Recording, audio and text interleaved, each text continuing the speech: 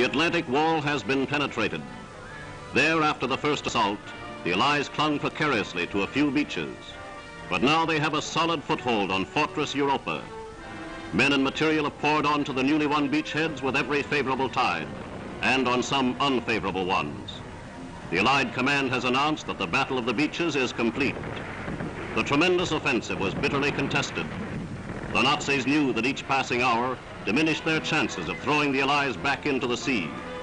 But the American, British, and Canadian troops pressed forward firmly onto the soil of France and made contact with the French people. This was no pushover, driving the Germans back. Some of our troops dropped within yards of the water's edge. There were two enemies, the Germans and the heavy seas.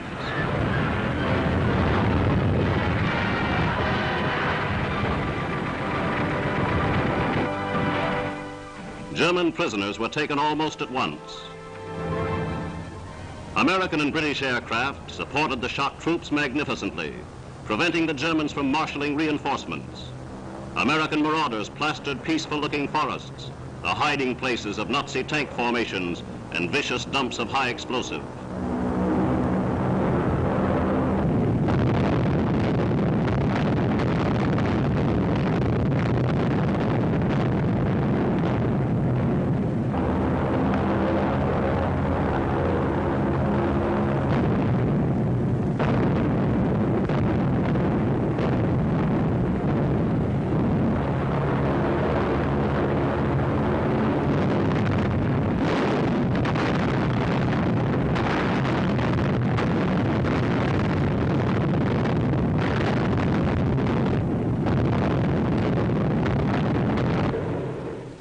With beaches free of enemy fire, the Allies streamed heavy equipment ashore.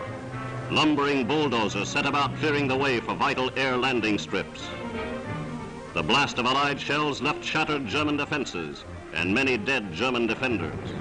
Survivors were given prompt attention by medical corps men. Some were grateful, many bewildered by the smashing Allied blow.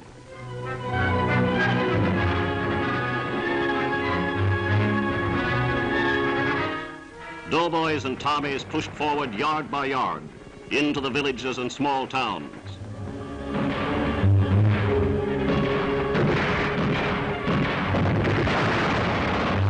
And more prisoners fell into their hands. Some were still arrogant, reluctant to raise their hands in defeat. Landing craft carried the captives back to England. This then is Hitler's invasion of Britain. They come now, defeated men, to the confinement behind barbed wire.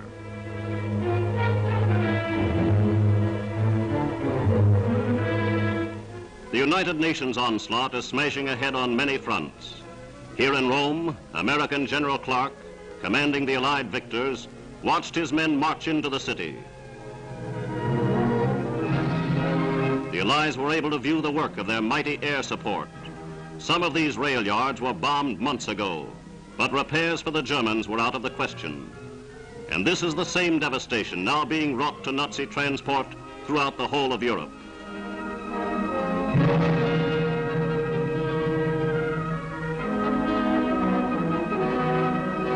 In their triumphal entry into the Eternal City, United Nations troops moved past great monuments of antiquity.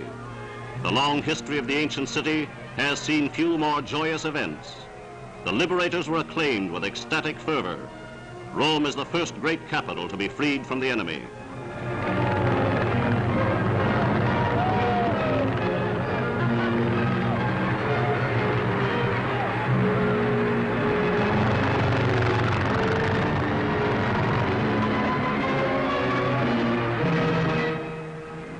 flags of the United Nations were unfurled at once, heralding the end of 4 years' Nazi tyranny for the people of Rome.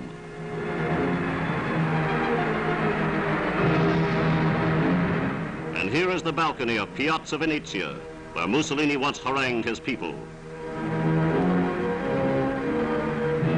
But suddenly there is excitement in the square. A bomb has been thrown into the former German headquarters. The Italian people discover that Quislings were hiding inside.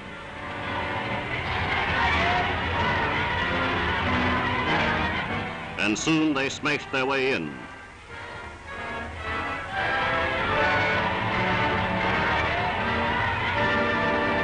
The traitors who collaborated with Germany find little forgiveness in the hearts of the people.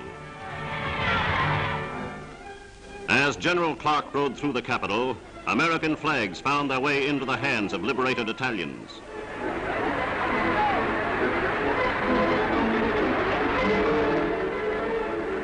General Join, brilliant commander of the victorious French armies, went up to the familiar balcony with the American commander.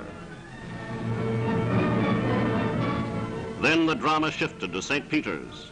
His Holiness the Pope was about to speak, and nearly 500,000 packed the historic square.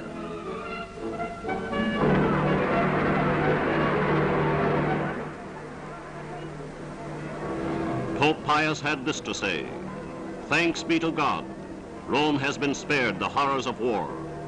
We should show our gratitude by good works and charity, and cease from hatred and rancor." Ieri ancora trepidante per la vita dei tuoi figli e delle tue figlie, per la sorte di incomparabili tesori di religione e di cultura, con dinanzi agli occhi lo spettro terrificante della guerra e di inimmaginabili distruzioni. Guarda oggi con nuova speranza e con rinnovata fiducia alla sua salvezza.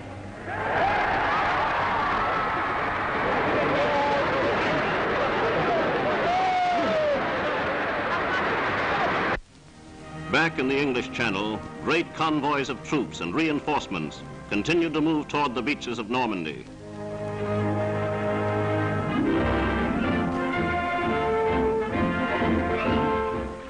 The beachhead already had expanded to 50 miles, and they put ashore the complete equipment of a highly mechanized army.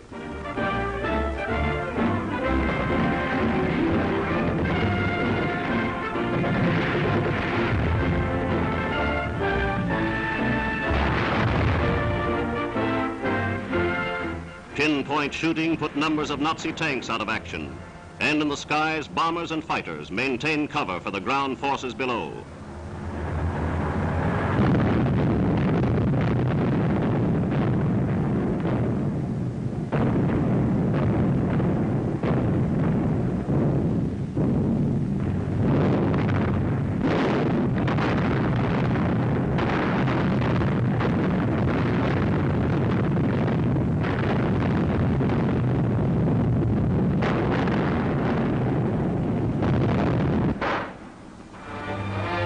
Troops are received as long-awaited friends.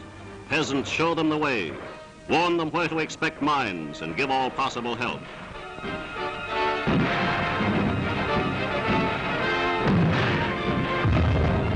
The Allies have found firm resistance and are prepared for even stronger contests.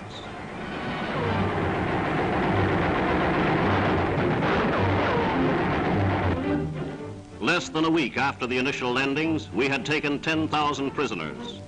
There is much hard fighting ahead, but the Germans are now faced with a three-front war: in the northern reaches of Russia, in the mountains of Italy, and here against this most tremendous military operation in history.